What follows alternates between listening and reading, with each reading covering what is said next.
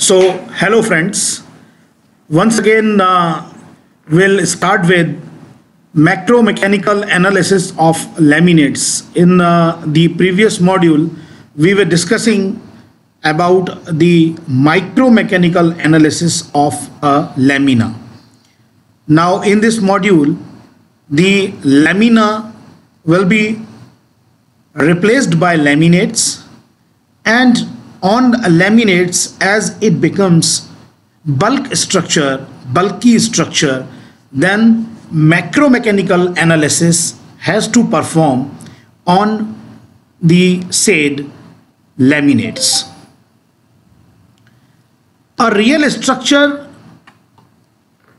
of a composite, however, has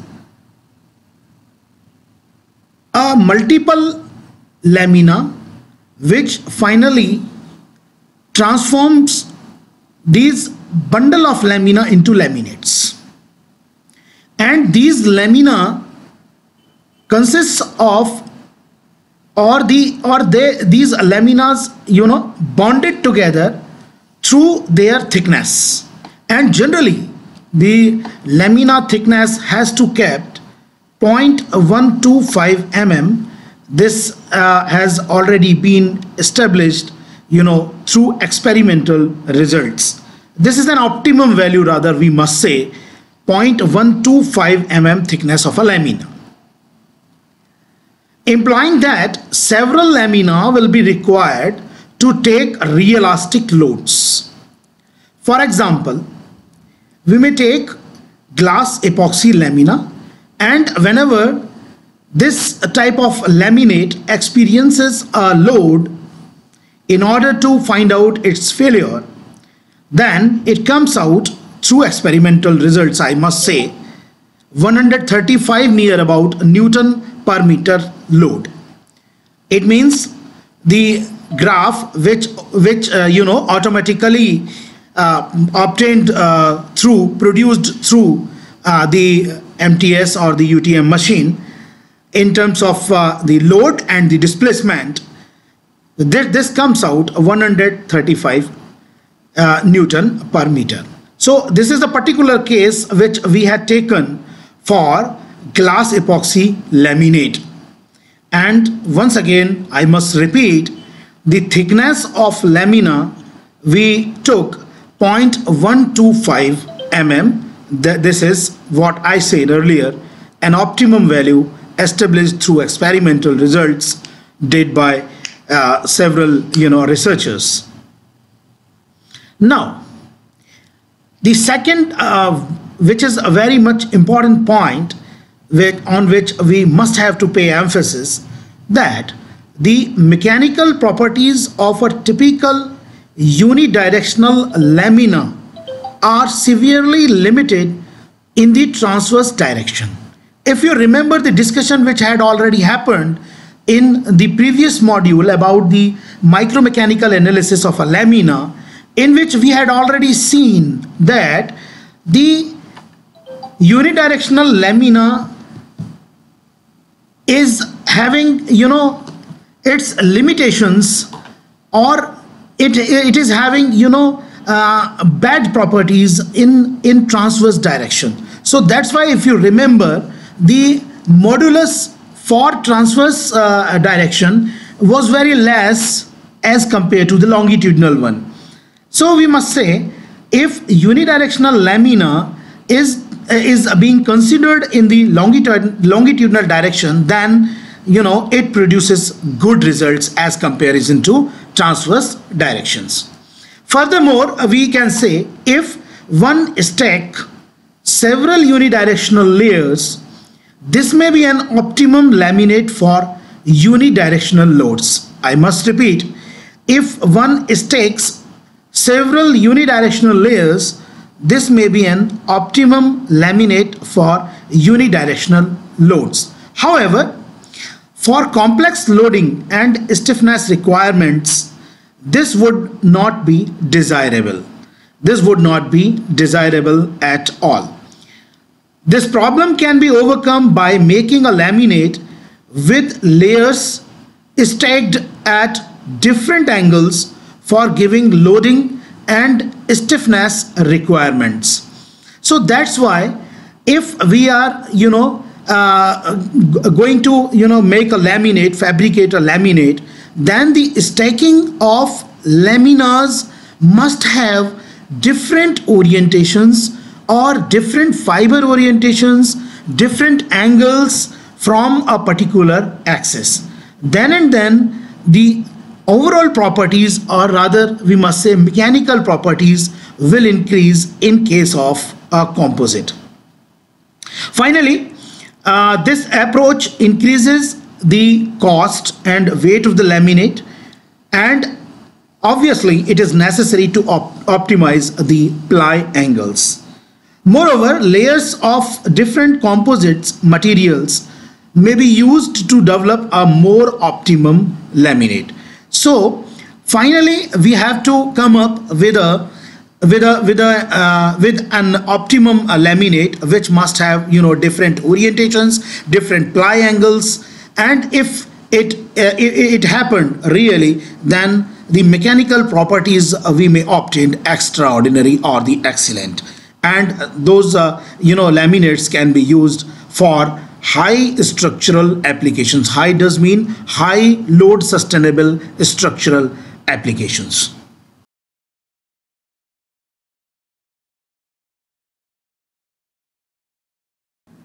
So on the basis of above discussion, which we did in the previous slide, we can decide the chapter objectives likewise.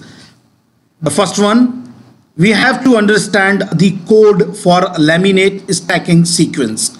Code does mean we have to give the orientation from a particular axis, how the fiber must be oriented in order to have or the produce best results, best mechanical as well as thermal properties.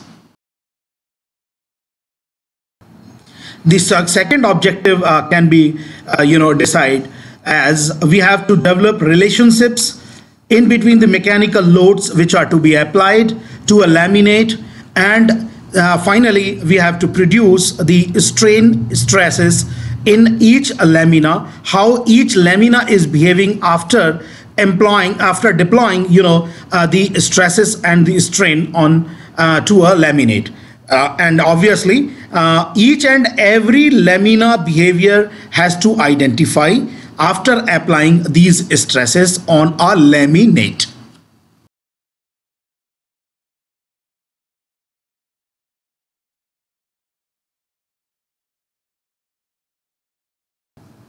And the third objective will also be defined as we have to find the elastic stiffnesses of laminate based on the elastic moduli of individual laminas and the stacking sequence.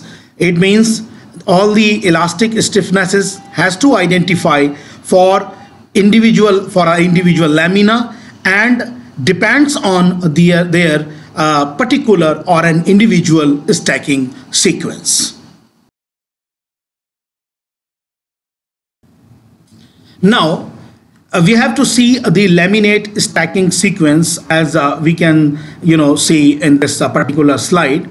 In this, a laminate is made of a group of single layers bonded to each other, and each layer can be identified by its location in the laminate, its material, and its angle of orientation with a reference axis as shown. And this is the schematic of a lamina, in which the fiber direction with an angle of theta we have mentioned, and all three axes x, y, and z in order to find out the orientation, fiber orientation has been observed in this particular slide.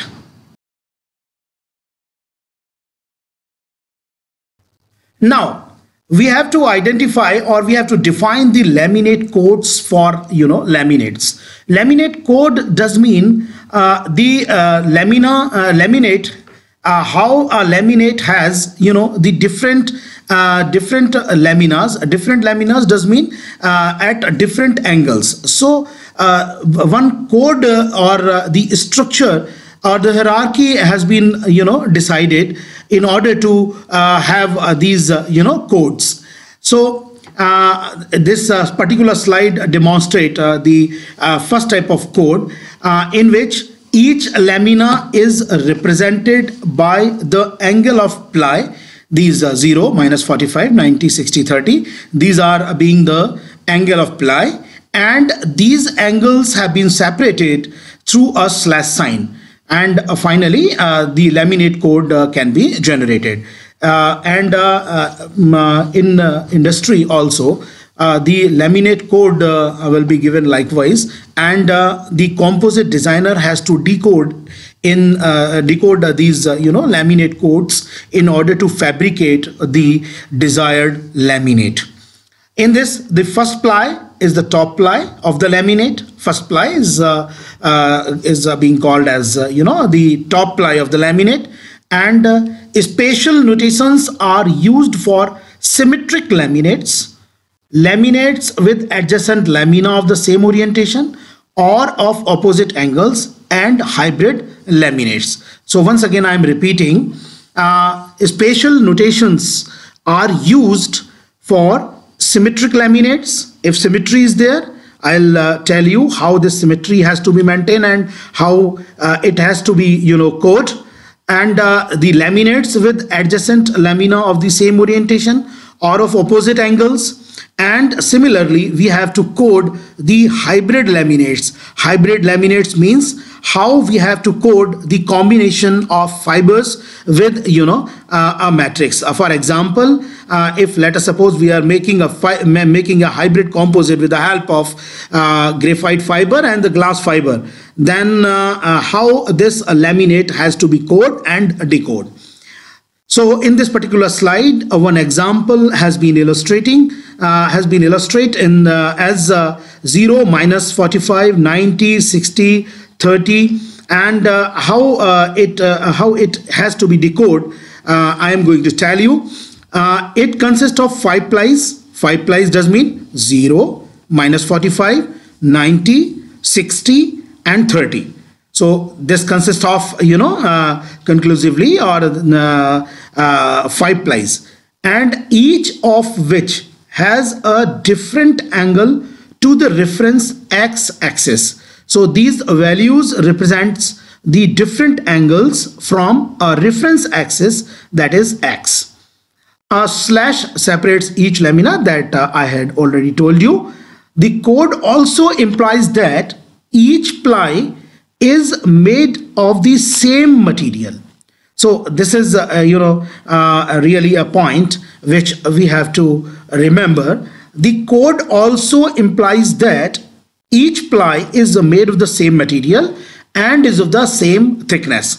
And about this thickness, we had already discussed that 0.125 is an optimum value for a lamina, which had already been established through the experimental results by several researchers. Sometimes 0, minus 45, 90, 60, 30, and out of bracket we may put capital T. Capital T stands for the total laminate. This is a subscription which can be used for the total laminate. It means the total laminate has been consolidated after putting this subscript capital T. So in this fashion, we have to we have to code the fabricated lamina, or later on it has to be decoded by a composite designer, and after that it has to be put under test.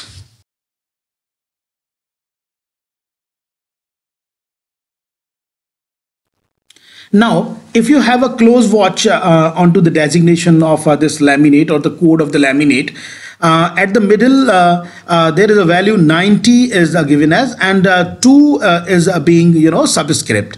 What does it mean 2?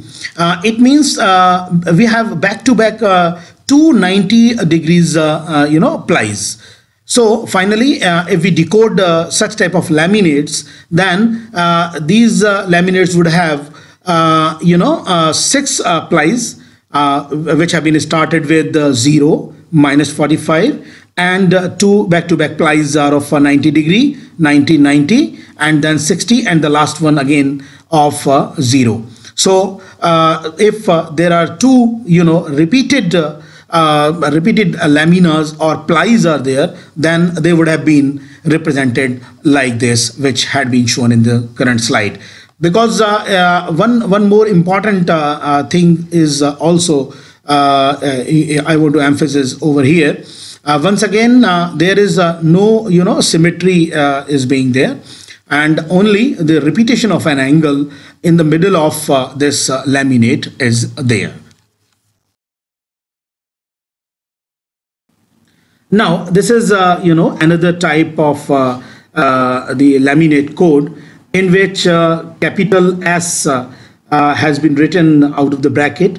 It means a 0, -45, and a 60 has to be replicate about the middle of the laminate.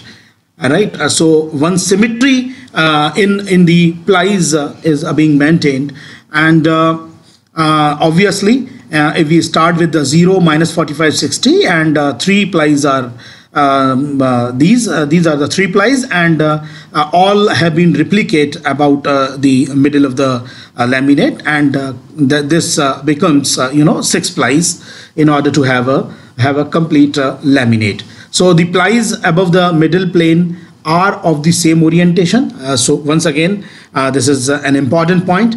The plies above the mid plane are of the same orientation, material, and thickness as the plies below the middle plane. So that's why this laminate will be considered as the symmetric laminate, and small s has been put out of the bracket in order to show this is a symmetric laminate.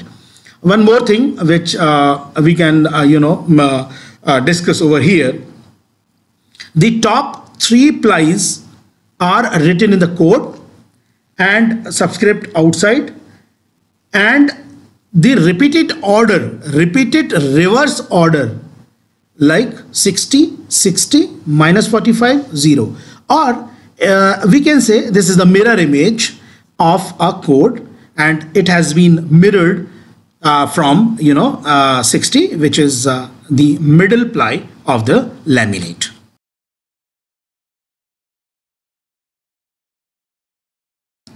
Now this is another type of laminate code in which we have put a bar on 60. What does it mean? And obviously the symmetricity or the symmetric symbol is also have been put outside the bracket.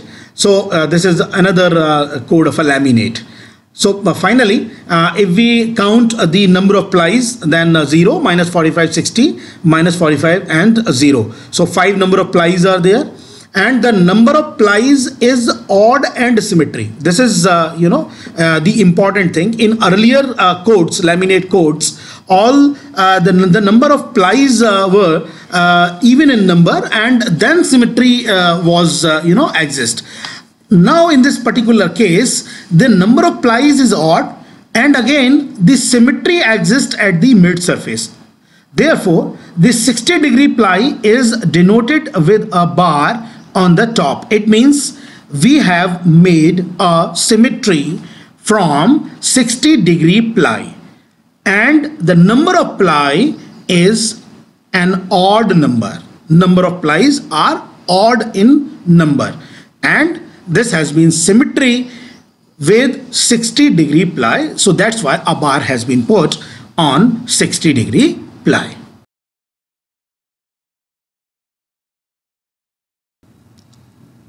Now this is the last type of code, or rather it is not the last type of code, because there are a lot of tailor-made codes are also available. It means we can customize the code also according to the application, in which we may vary the fiber orientations, we may vary the fibers, the type of fibers, but more important, we have to keep matrix same. We cannot make a fusion of this matrix. We may fuse the lamina. We may fuse the lamina with different fibers, but we cannot have the different matrix amalgamated in a single laminate. So this is another type of code in which 0 and ZR is being superscript, and once again slash and plus minus 45, capital B is again superscript, and the capital S is being put out of the bracket, which obviously shows the symmetry. So ZR is being used for the graphite epoxy. It means two layers, the top and the bottom layers. Top and the bottom layers have been made through graphite epoxy, while the layers or the layers which have been sandwiched in between the graphite top and the bottom layers were of boron epoxy, and these are 4 in numbers, and symmetry is being made from minus 45, so that's why one symmetry symbol has been put out of the bracket. And likewise we may decode also, and we may have the hybrid type of laminate,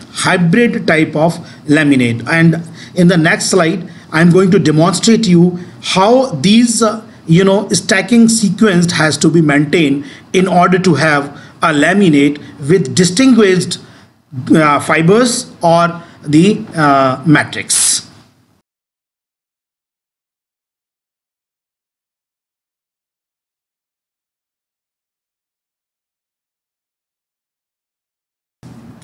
Now, in the current slide, actually, this is a typical example of textile reinforced spatial laminate, in which if you are able to see, the first layer is being made up of minus 45, and then 90, minus 45, 90, and 0, and at last we have spreaded fiber mat or chopped fibers.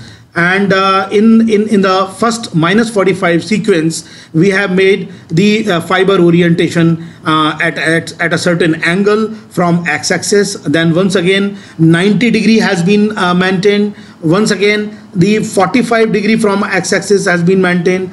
Again 90° of the ply has been maintained, and the last one is being 0°, and we may say this is a parallel to x-axis, and at the bottom fiber mat is being spreaded. So in this way we may reinforce the fibers in different angles, like minus 45, 90, plus 45, 90, and 0°. So this is all about the textile reinforced spatial laminates.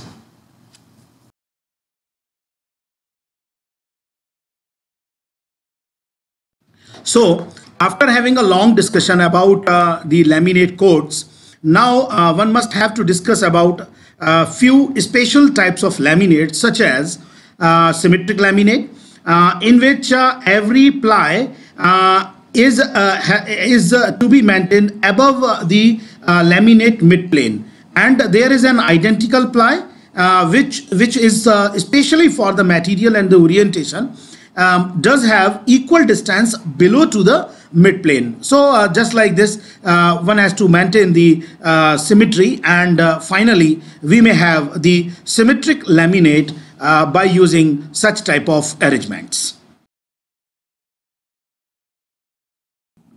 And in connection to the symmetric laminate, there is a balanced laminate also, which may be defined as for every ply which at an angle of plus theta, there is another ply minus theta orientation is also there in order to have balanced laminate. So what is the difference in between the symmetric laminate and the balanced laminate?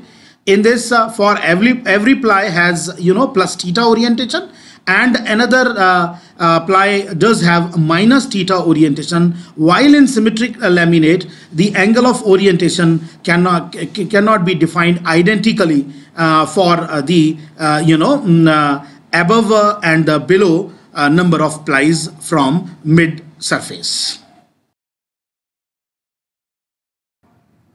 Now cross ply laminate is also there. Cross ply does mean only two type of angles has to entertain either a 0 or 90 degrees. No other ply orientation will be considered in this cross ply laminate. It means either a 0 or 90-degree ply. And the last type of laminate is the quasi-isotropic laminate, in which three different ply orientations we have to consider. And here, I want to clear the meaning of quasi. Isotropic, as well. What do you mean by quasi? Quasi is defined as nearly or partially, and is something that is almost or sort of like. When you come to an agreement that is sort of a like, in a contract, which is an example of quasi contract, it does mean it exhibits isotropic extensional stiffness properties.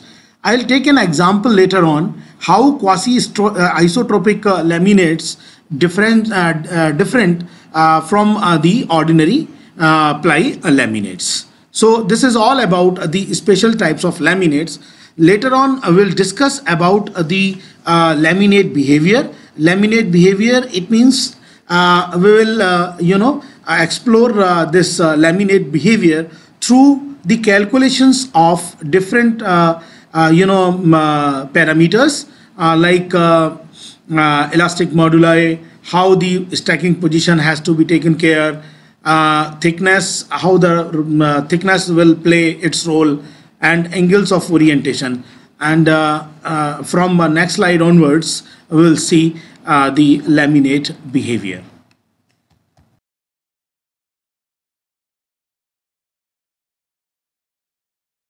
Laminate behavior will be explored on the basis of elastic moduli, different stacking sequence and the position of laminas. Thereafter, the composite designer has to consider the thickness. Again and again I am saying. And lastly, the angles of orientations we have to consider.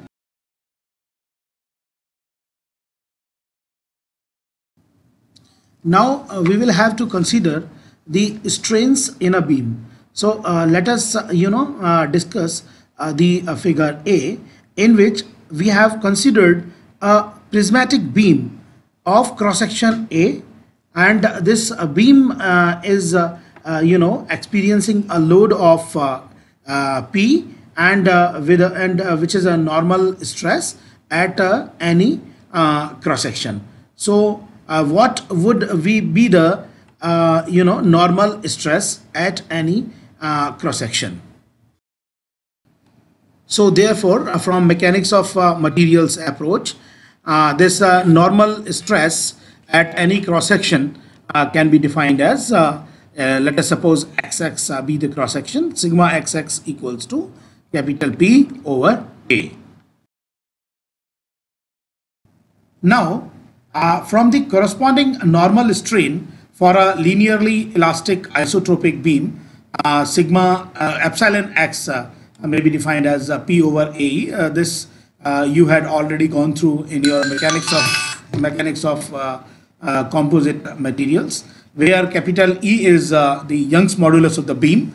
And this I want to recall that we are applying the stress strain relations for a laminate by considering one-dimensional isotropic beam.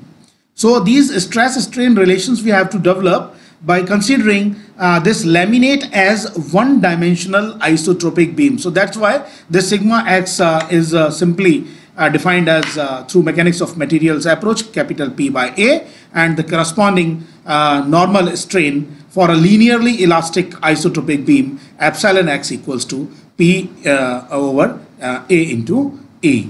And in this one assumption is also we have to consider that the normal stress and strain are uniform and constant in the beam and are dependent on the load P, which is being applied at the centroid of the cross section. So these are the few assumptions which we had taken from the mechanics of materials approach. Once again, I am going to repeat these assumptions that normal stress and strain are uniform and constant in the beam. Okay, are you getting my point? Normal stress and strain are uniform and constant in the beam and are dependent on the load capital P, which is being applied at the centroid of the cross section. So these are the few assumptions from mechanics of material approach. Now we will have to consider the figure B. Once again, the same prismatic beam, but now it is in the case of pure bending moment, capital M.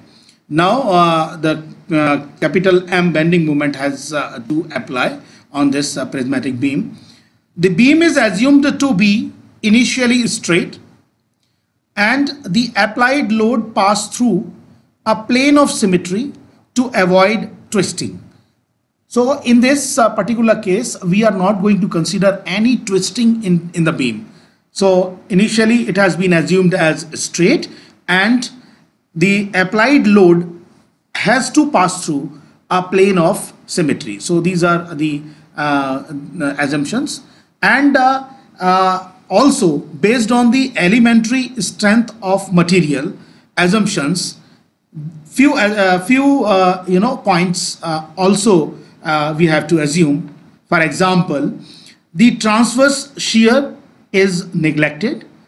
We are not going to consider any shear in this particular case, and cross section retain their original shape, and the YZ plane before and after bending stays the same and normal to the x-axis.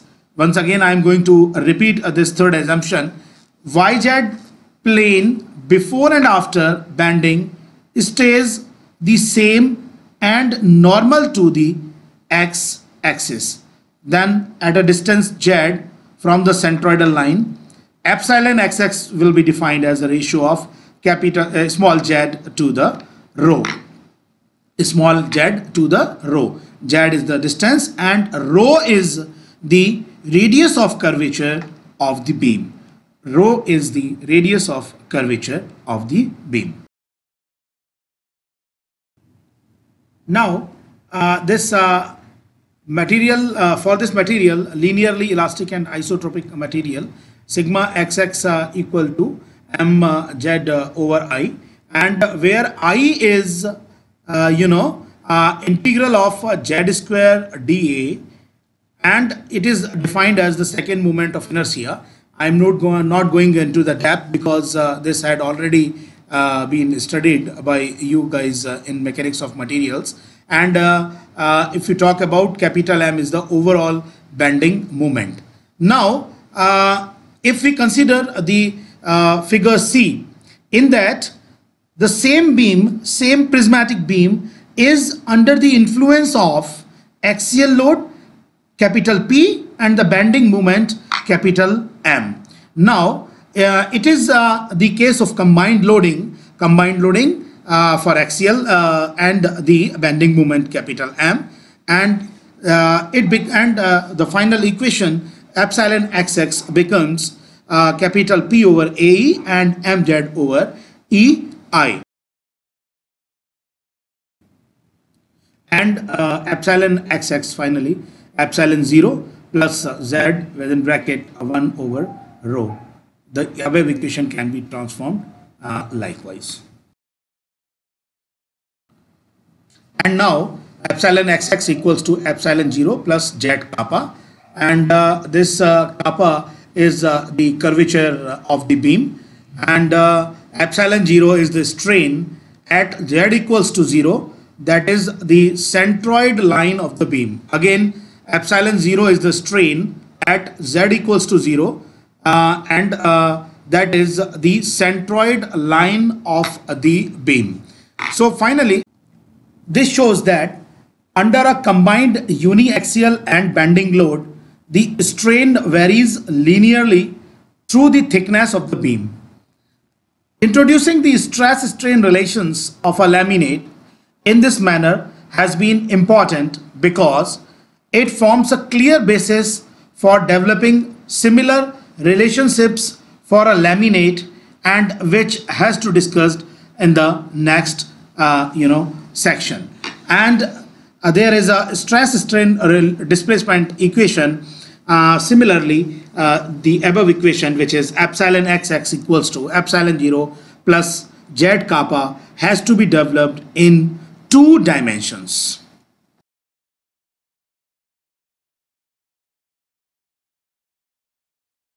Now, in this current slide, we have to demonstrate the resultant forces and moments on a laminate. And if you remember, in the previous section, the axial strain in a beam was related to the midplane strain and curvature of the beam under a uniaxial load and bending. Right.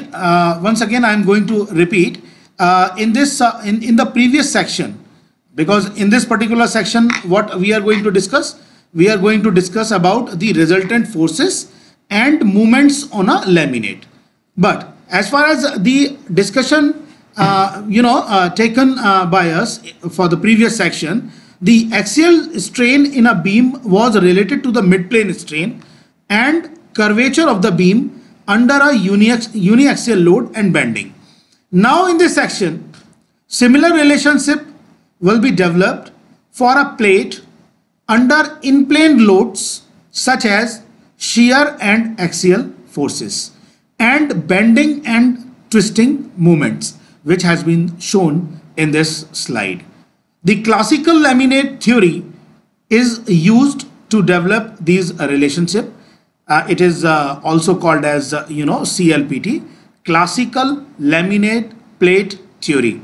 If you Google it, then you can easily find out the literature about classical laminate plate theory, though I am also going into the detail of this CLPT, but it has to apply for composite now in this case. And as far as the strain displacement equation for these bending and twisting movements, following assumptions are made in this classical laminate theory. Number 1, each lamina is to be considered as orthotropic. Number 2, each lamina is homogeneous in nature, and a line is straight and perpendicular to the middle surface remains straight and perpendicular to the middle surface during deformation. It means gamma xz equals to gamma yz equals to 0. Here nx is a normal force resultant in the x direction, and per unit length it has been considered. Similarly, ny, normal force resultant in the y direction, and again per unit length it has been considered. And nxy is shear force resultant.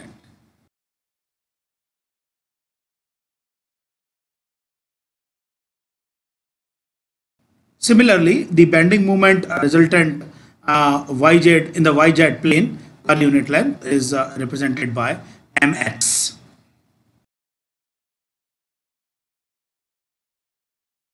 And the bending moment resultant in the xz plane is equal to my, capital My. And finally, mxy represents the twisting moment resultant per unit length. We can consolidate the assumptions made in classical lamination theory. This I had already discussed with you, that all the lamina has to be considered as orthotropic and homogeneous, and one more thing, a line straight and perpendicular to the middle surface remains straight and perpendicular to the middle surface during deformation. So gamma x z equals to gamma yz equals to 0. This also we have to consider. And the laminate is thin. The laminate is thin and is loaded only in its plane. It means the plane stress has to be considered, onto the laminate. And laminate is thin because the lamina which we have considered is having maximum thickness up to 0.125 mm. So this I had already talked about.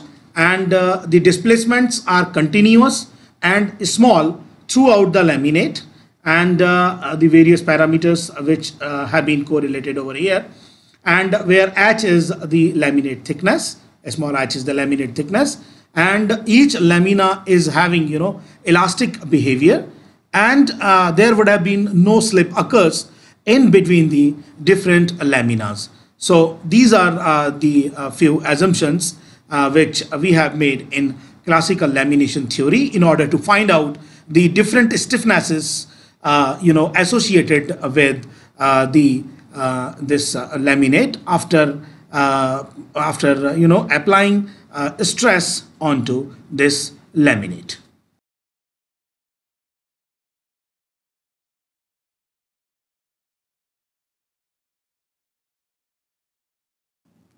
Now, in this figure, we have to made a relationship in between the displacements through the thickness of a plate to mid plane displacement and curvatures.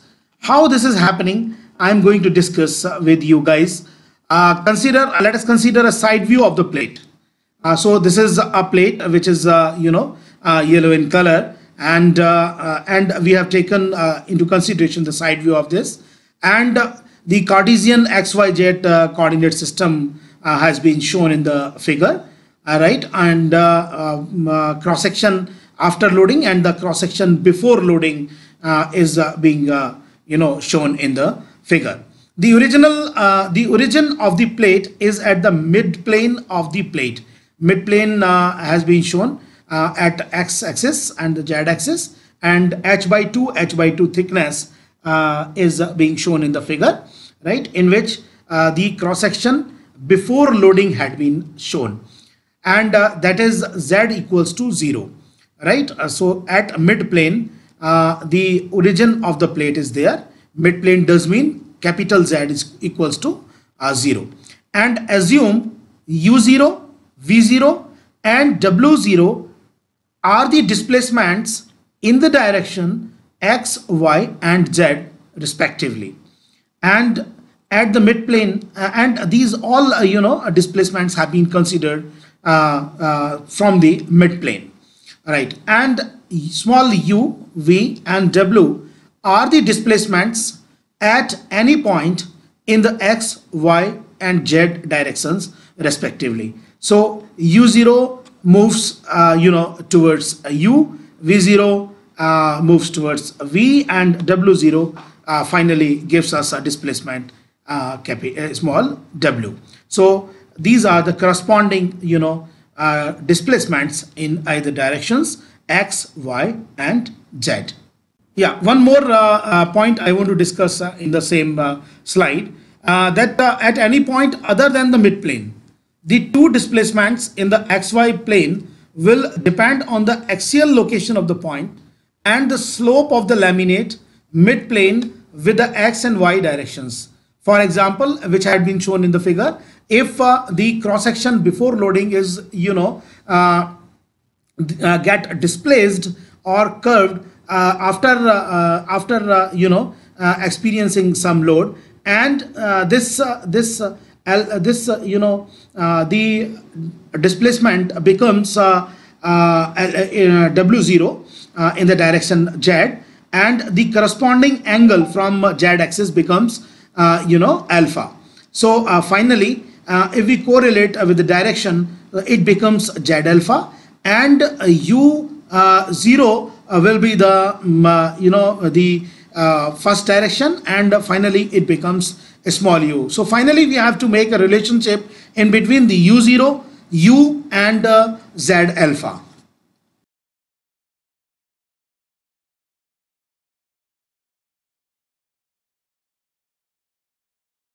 So likewise, we may have the relation in between u and u0, and u0 is the initial position, and u is the final position, and these will be correlated with the slope alpha, like u equals to u0 minus z alpha, and where alpha is del w0 divided by del x. Hence, the displacement u in the x direction becomes u equals to u0 minus z del w divided by del x.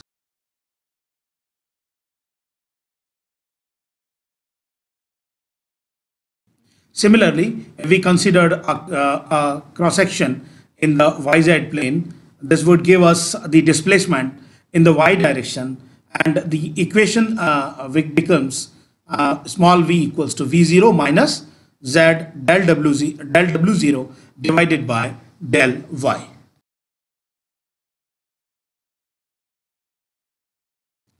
Now, from the definition of the three strains in the xy plane, and from the above two equations which we had discussed about the cross section in xy plane and the yz plane, small u and small v, this equation becomes epsilon x equals to del u over del x.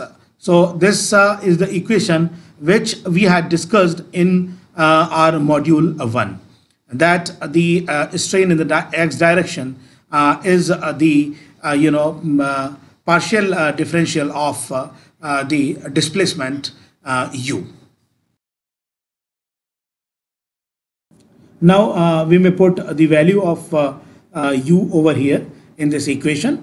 Epsilon x equals to del over del x of u, and from the previous slide, if you remember, the u was u0 minus z del w0 divided by del x. So finally epsilon x becomes del u0 divided by del x minus z del 2 w0 divided by del x2.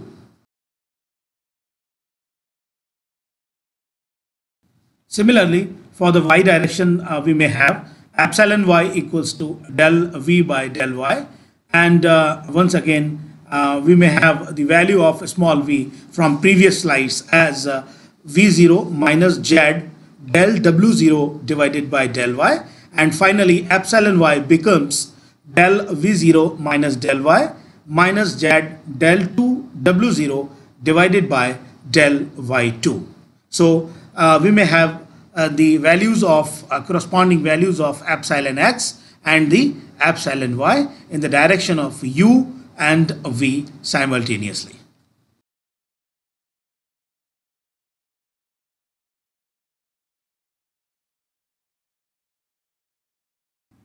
Similarly, we may have in-plane shear, because it is being involved with two directional planes xy. So that's why this becomes partial derivative in the direction u as well as the partial derivative in the direction v. The earlier strains were involved with a single direction, so that's why single del operator has been used, as if you remember, epsilon x equal to del u by del x and epsilon y was del v over del y. Now similarly, in plane stress gamma xy equals to del u over del y plus del v over del x, and the values for u and v we may put over here, and the final equation becomes del u0 divided by del y plus del v0 divided by del x minus 2z del 20 divided by del x del y.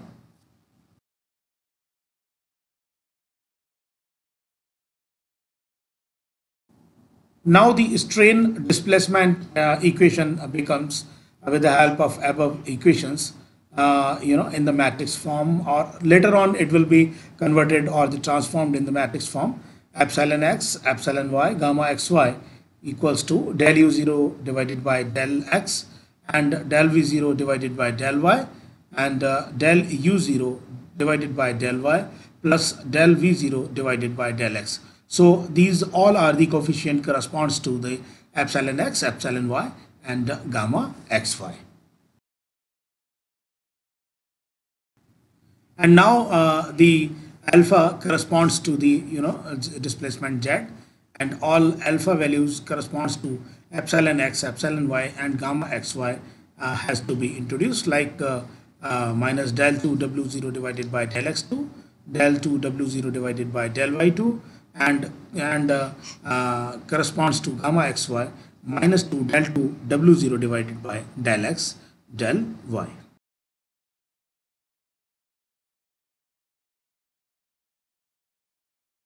Now the two arrays on the right hand sides of the equation which had been discussed in the previous slide are the definitions of the mid-plane strains. It means the first the coefficient will represent epsilon x0, epsilon y0, and the gamma 0 xy. It means the strains in their original position, and corresponds to these strains in either direction: del u0 by del x, del v0 by del y, and del u0 del y plus del v0 divided by del x. And similarly, the other coefficient will represent the mid-plane curvatures in xy and xy direction, kappa x, kappa y, kappa xy, and corresponds to these kappa. The different coefficients will be minus del 2 w0 divided by del x2, del 2 w0 divided by del y2, and minus 2 del 2 w0 divided by del x del y respectively.